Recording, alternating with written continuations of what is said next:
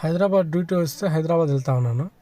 నల్గొండ మీద వెళ్దామంటే మా సార్ వాళ్ళు వచ్చి సాగర్ చూడాలా ఇటు వెళ్ళంటే ఇంకా సాగర్ రూట్ వచ్చాము. సాగర్ రూట్ వచ్చేకాడికి సాగర్లో అయితే వాటర్ అయితే చాలా తక్కువ ఉంది. కానీ నాకైతే 2 hours జర్నీ అయితే ఎక్స్ట్రా పెరిగిపోయింది. ఏమీ అసలు అనిపించలేదు, బాగా లేట్ అయింది.